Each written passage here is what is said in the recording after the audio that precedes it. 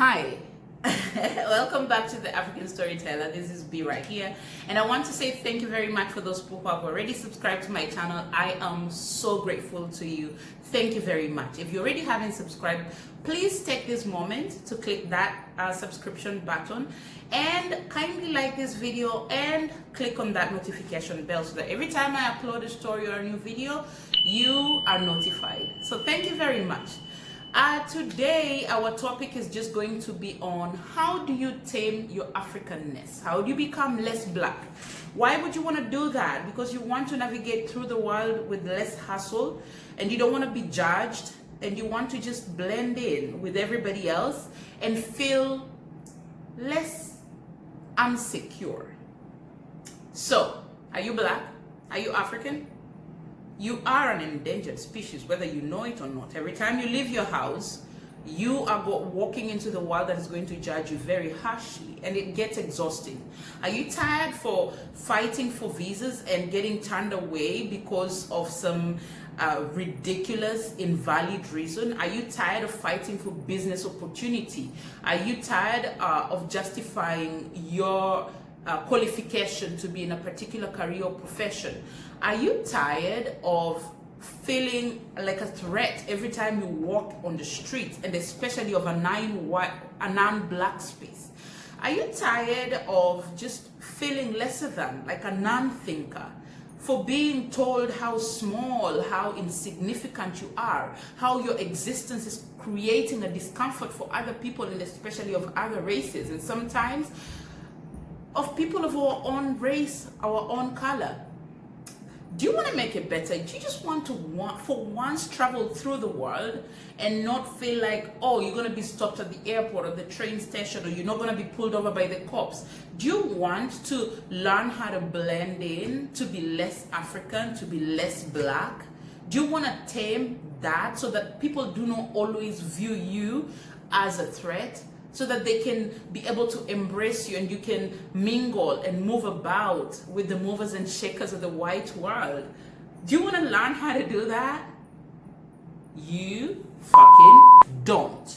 Oh, no. You do not ever reduce yourself so that you can make somebody else feel better about themselves in their little world defined with the feeling of grandiose and superiority. That is not your problem. It is not your problem that somebody else feels uncomfortable in your presence. It is not your problem that somebody else, based on their own system of education, defines you somebody of darker skin and nothing else that differentiates you from the rest of humanity. That very same person trying to judge you and make you feel smaller or lesser than just because of that skin color. You do not tone yourself down to validate somebody else's existence. You do not reduce your authenticity to make somebody else feel better about themselves. You exist, you live, you thrive in your true authentic selfness. You represent who you truly and clearly believe to be. You do not compromise that for anything or for anyone. Comprende? Understood? Umenielewa? Unasoma? Korada? Good. Since this particular video situation is obviously not going to be teaching you how to be ashamed of who you are and how to make yourself seem small and more acceptable in other people's eyes. No. This is going to be about how you own yourself, how you walk into doors with confidence and be your authentic self without any shame and with a lot of confidence. I'm going to ask, do you know who you are? Do you know who your fathers are? You are the sons and daughters of emperors and empresses, of kings and queens, of gods, pharaohs, and warriors. Did you ever hear of the Ashanti Kingdom, Shaka Zulu, the Queen of Sheba? Did those things ever mean anything to you, or somehow the invalidation of the Western world of those particular kingdoms and empires, the Mali Empire, the Ashanti Kingdom, did it somehow make you not believe that that is who you truly are? That you are descendants of these kings and queens, emperors and empresses, of these pharaohs, of these gods? Did you ever hear of myths and legends like Luanda Makere, like Mumbi and her daughters? They never made it to Hollywood because, oh well, they would have sold a narrative that is opposite of what we've been made to believe. Oh, we're gonna go buy Snow White. We're gonna go buy those kings and those knights in shining armor because the speared warrior in the African plains and forests is not going to cut it. And as a result, we're going to cut that story short. And we're going to make them feel like Africa was the dark continent. There was no history before our arrival. There was nothing going on for them. And maybe that is too far for you to imagine. So I'm going to make a list of present day gods and goddesses, kings and queens, people that you can look up and think to yourself, how can they do that if they are inferior? Everything that the black man has touched has somehow become gold. And we have often been proven to be able to be thinkers. We are intelligent. We are beautiful. You know, we are not supposed to be fighting for a position. So I'm going to ask you, I'm just going to randomly throw these names out there and ask you, do you not know that these are your fathers and mothers, and these are your uncles and aunties, and these are your cousins, brothers and sisters? Ever heard of Wangari Maathai, maybe Nelson Mandela, Desmond Tutu, Kofi Annan, Barack Obama? Do you know of Aduta Ketch? Do you know Alec Weck, Ajuma? Have you never heard of Naomi Campbell? Maybe Tiger Woods can ring a bell. Or Muhammad Ali, or Serena and Venus Williams. Maybe Usain Bolt? Caster Semenya maybe? Do you know Chimamanda Ngozi Adichie? Do you know Wole Soyinka Chinua Achebe? Do you know Ngugi wa Thiong'o or Ama Ata Aidoo? Do you know Miriam Makeba or Oliver Mtukudzi? Do you know Diamond Platts? Do you know any of these people? Does it make you feel inferior? Does it make you feel lesser than? Does it make you feel like you're incapable of achieving your goals and being and competing on the same level with the rest of humanity? If these people here made it, if these people here have used their status, their talents, their confidence to prove to us that we are just as good as, why are we still feeling inferior? One is be your authentic self. Your existence is an act of rebellion. The second thing is, can we just pass our freaking culture on, please? Can we learn how to do that? Even if it's just as simple as teaching our children our mother tongues. If it's just, telling them a little custom, a little cultural nuance, or a little small things that we do that are representative of our roots. Can we do that? Because honestly, the rest of the world has already, washed out a good amount of who we are. And because we are constantly trying to catch up with everybody else, we cop out, we sell out, and we end up neglecting our cultures and our norms and traditions.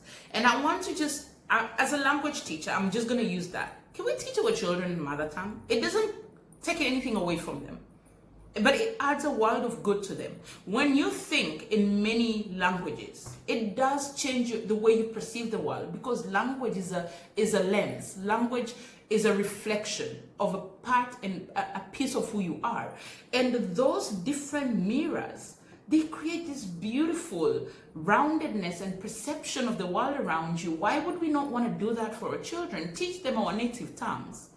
So by learning, language is so powerful. And if you really think about, say, the English language, the way we've been represented as Africans or as blacks or even as women, those are the three things that I think language has had the most influence on. And if you really think about it, it does add or take away from something. I do not kid you. I truly believe that if the West was black and Africa was white, they would call that as a melanin deficiency. What is the difference between white and being melanin deficient? Because being white is pristine. Being deficient is indicative of something missing. I betcha they'd have said that we have a melanin deficiency. Can you see the power of language? How a representation of a thought to somebody else can really have an impact on how they think of you? We are often shamed of how we conduct ourselves. And even as a Kenyan, we make so much fun and we joke so much about maybe Tanzanians having a system of education that is run in Swahili. Oh, you know, it is something that is powerful. It is something that is beautiful. And you know, all the Tanzanian friends I have speak English.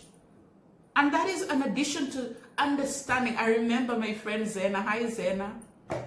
I used to challenge her all the time. I'd be like, Zena, what do you call the AC in Swahili? Zena, what do you call the remote control in Swahili? Zena, what do you call this? Like, I'd ask her all the words that I didn't know the name of in Swahili. And she'd always have a straight up answer. And one time she said, Beth, wacha kunijaribu. Kiswahili mimi nakielewa kinaga ubaga.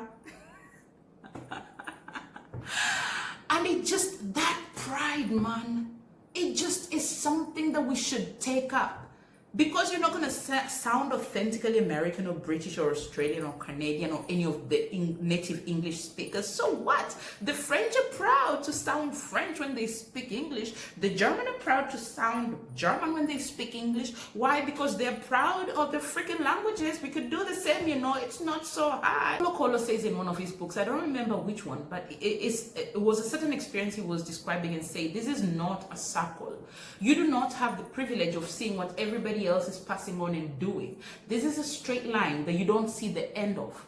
It's like a relay. You run your part, you pass the baton on to the next person, except in this particular relay, it's thousands and hundreds, tens and hundreds and thousands of years into the future. What you do now is either going to be a wrinkle in time and is going to just create a little discomfort there, or it's going to add on to the value and the weight of what is passed on to the future generation. So you do your part. Number one, if you're being your authentic self, just by being rebelliously African, having that big old afro and refusing to turn your skin, bleach your skin, or whatever it is you think you're doing to add to the fight of taking pride in being African, that's good. But number two, what else can you do? Language is that thing. When you go somewhere else, teach them how to say jambo. Teach them how to say shukran or asante. Do that as you move forward. So these are little things that you can do that can add on to the weight and the beauty of our culture and it being passed on. Language is powerful, and words cause associations and dissociations. Just think of how we think of America or Europe, Scandinavia. What a dream, the way it's described, the land of the free, and I forget the rest. Or, you know, the American dream. Nobody thinks that way about Africa. Oh, the African dream. It's like the African hell. Because that's the way words have been used to propagate this particular image of Africa to the rest of the world. And refusing to embrace language and learning how to manipulate language for your own good is going to become a problem. Our perceptions of the West and they of us are something. Words build worlds. That thought is powerful, and thinking of somebody else as superior because of their language is powerful, because when you do meet that person, you're going to treat them like the superior.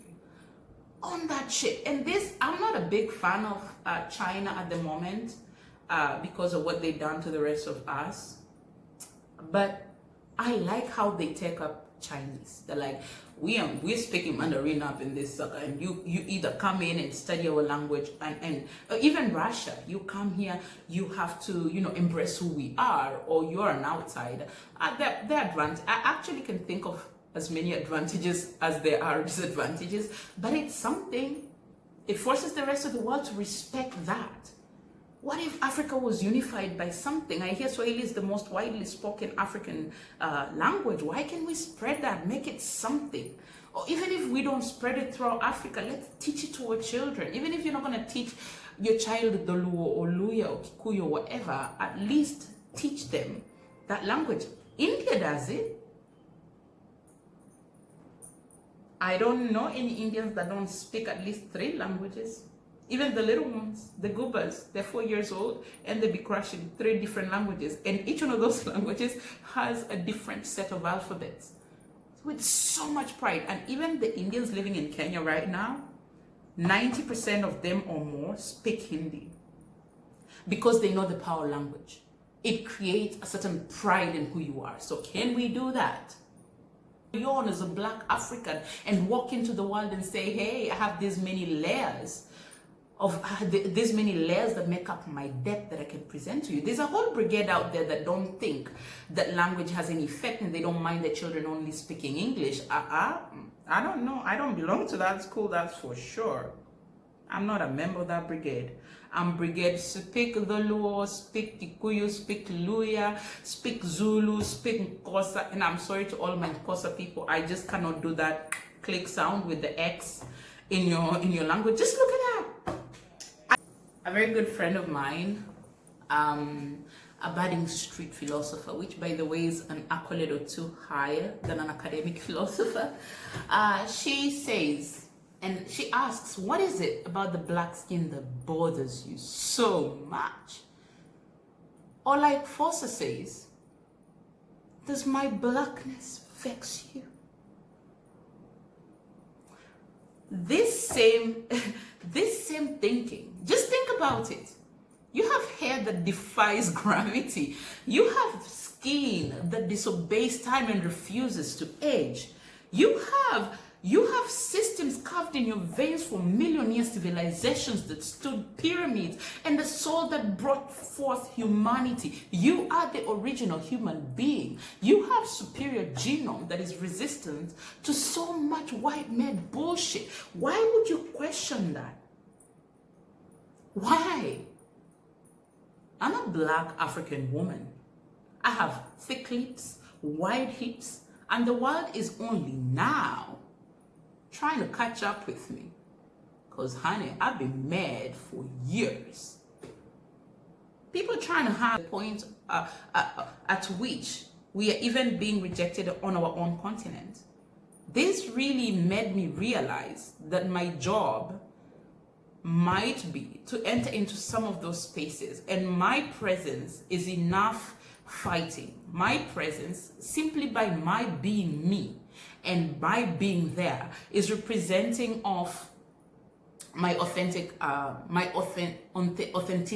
or my Africanness, and somehow selling it. There's another funny story. There's one of my very best friends. I met her in Dar es Salaam, and her name is Yvonne. Hi, Yvonne. And she just moved back after 15 years in the US. And by the time she arrived in Dar es Salaam, I think she was so over her wide definition of who she should be. And she's a lot to deal with. She's a lot of, a lot of power, a lot of woman, a lot of Black African person. And when I met her, I don't know if she knows this, she wasn't just my friend, but her embracing of her Africanness. And I think there was even a much deeper appreciation for Africanness, considering that she just lived in a white space for 15 years. And just observing her navigate through life really taught me how to be proud of being African. And I didn't have to go through the stress and struggles that she had to go through to realize the beauty of who she is, and I could just take it from her. She's actually the inspiration behind my growing of dreadlocks.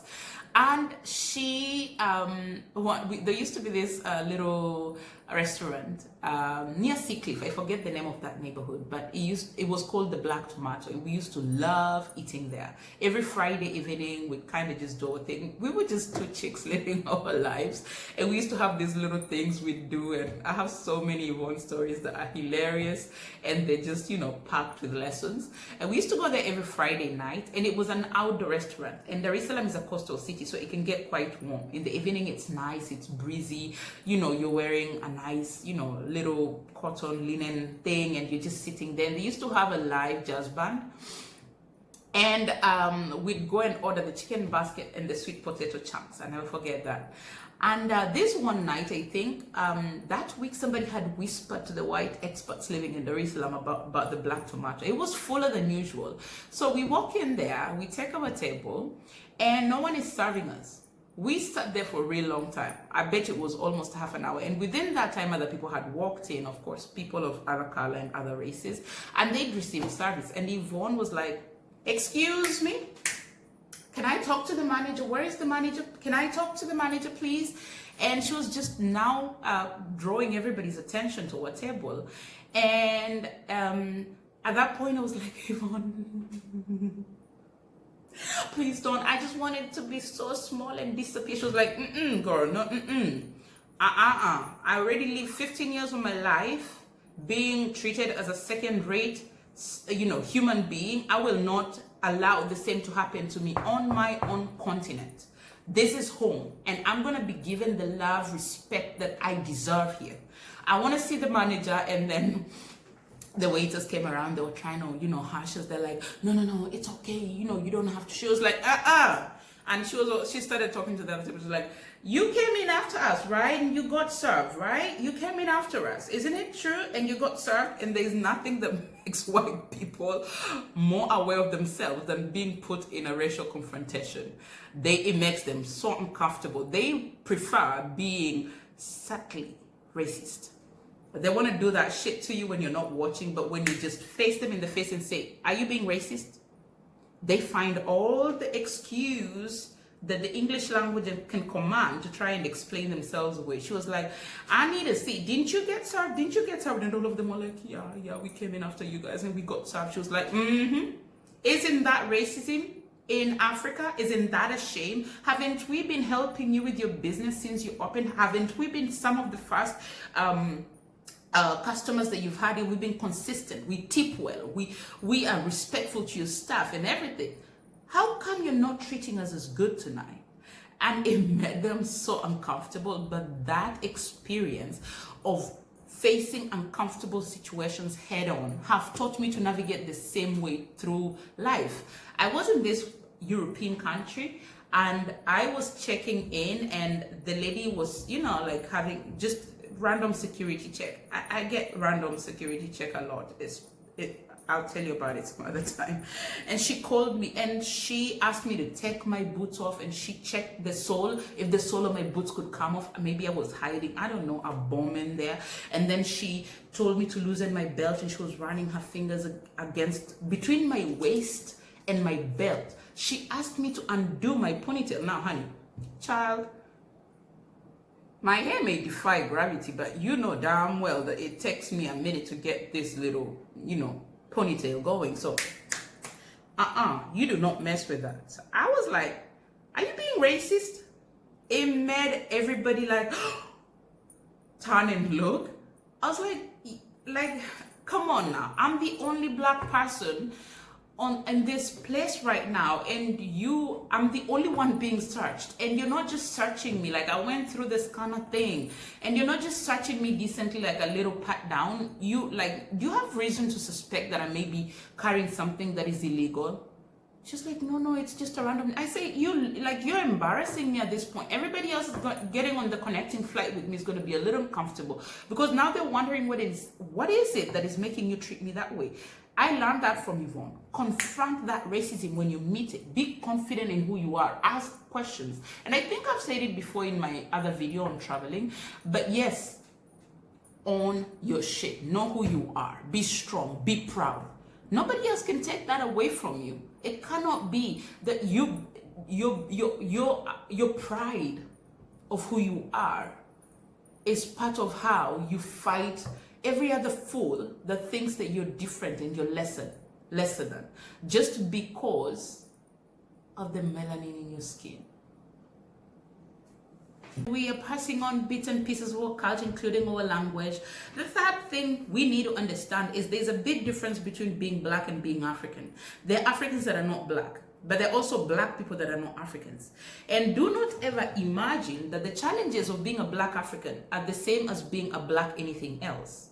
If you really think about it, just now we have this, Black Lives Matter movement that includes everybody that is black, around the world.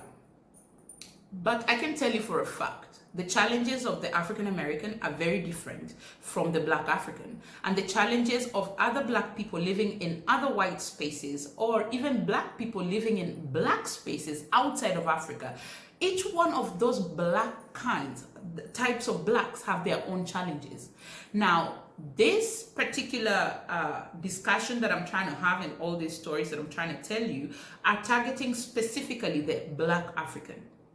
That Africa itself comes with challenges and its own evils. That we have tribalism, we have xenophobia, we have, we've not been treating our women very well over the as long as we can remember, and all those are problems. Some of them are poisons injected into us by other people, and actually I think more than a half of Africa's problems have been created for us because we are trying to live in systems that have been created without any respect or acknowledgement to who we truly are. So it's just an imposition. It's like makeup. It's just, putting a certain cover on something, or it's like dressing. They're just layers and layers of clothes put on a body without any consideration of what that body is. And think of it this way. This is an analogy somebody made a while back about taking care of ourselves and our bodies, and said eating junk food is like putting diesel in a petrol car. And I think most of the systems introduced by the white people in Africa are like that. They're like diesel in a petrol car. And we are not being able to function fully. We are not being able to function efficiently, partly because we've been fed diesel and we are a petrol car. So we are just kind of and trying to, carry on and catch up and keep up. So I think that there's a certain justice we should do Africa itself. A friend of mine called Catherine Jankowski, a very gifted artist, once asked me what happened in Africa between the stick and the gun. And I didn't know exactly how to respond to her when she asked me, but after thinking about it for a while, I was like, that process was fucking interrupted by missionaries or whoever arrived at the coast of Africa first. What she was trying to ask is, why was there never a natural progression from hunting with a stick to creation of a gun, like that process of civilization? You're just busy trying to carve out your stick and make your little, you're living your life, and you're just naturally you're going through your metamorphosis, and then somebody comes and interrupts. It's like opening a cocoon just when the butterfly is squeezing out, because you want to rush the process of the caterpillar becoming the butterfly. But what happens is the process of getting out of the cocoon is important for draining the liquid out of the wing, so that the butterfly can be light-feathered, light-winged when it flies off. Excuse me about the feather thing. English is my fourth language, so excuse that.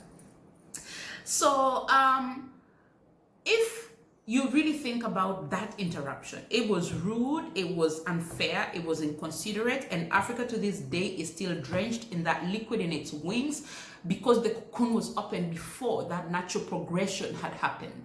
So we need to have a deep understanding of what is the root cause of Africa's problems. Whatever we are doing right now, I think, are just band-aid solutions. And here's the kicker. After all this civilization and all the skyscrapers and the planes and all the artificial intelligence and all the genetically modified everything, white people, whoever invented this shit, sat down one day and was like, they're looking at Africa and they're like, I'm sorry, but you remember how it introduced you to MacD and KFC and all that, and soda, and you remember all the Ajinomoto I asked you to add in your food? It was wrong.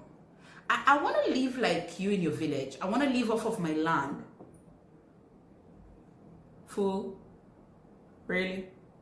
You came and interrupted my beautiful, true civilization so that you can introduce a poison in my system, and then after living through that poison and realizing it don't work, it does not work, you are now trying to teach me to unlearn the shit that you already taught me so that I can go back to existing in my authentic.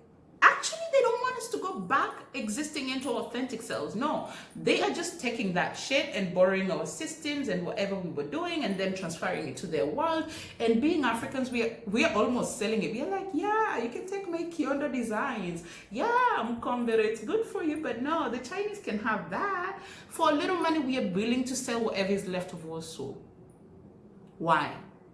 Because we are just confused of who we are. Once we start thinking for ourselves and thinking, what are some of the problems that we are encountering locally that we can sort out for ourselves as African people? The rest of the black population in the world is not going to fight for African shit. I can tell you that right now. We need to think of how to uproot those small African problems, and you do your part. Whether it is refusing to participate in corruption or refusing to pay for backdoor access to shit, or whether it is just small things, or refusing to demean women because that's what your grandfather did.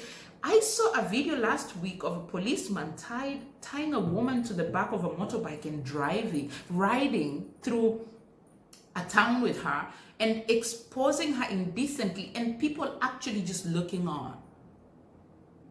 That is an African problem. It is not a black problem. And we need to really think, what can we do to help? And people say, oh, you channel this, you channel that. I'll tell you what, my stories and what I do on this channel, these are stories for the barefooted, wide-eyed, downtrodden African child that has been blinded from the glory of their true power. That's what these stories are for. I make these stories for that child because I was that child. I was that barefooted, downtrodden, wide-eyed African child who was never truly told how powerful I was. And I've struggled. I'm on the odd end of my third decade here. And I'm just now discovering the power of who I am. So do not reduce who you authentically are. Do not reduce who you truly are to make somebody else feel better. Exist in your true self. And like RuPaul Charles says, if you don't love yourself, how in the hell are you going to love anybody else? Can I get an amen up in here? Thank you so much for watching. I know it was longish, but I hope you've learned something. You've enjoyed, part of it. And please like, subscribe, notification bell. Thank you, and I will see you in our next video.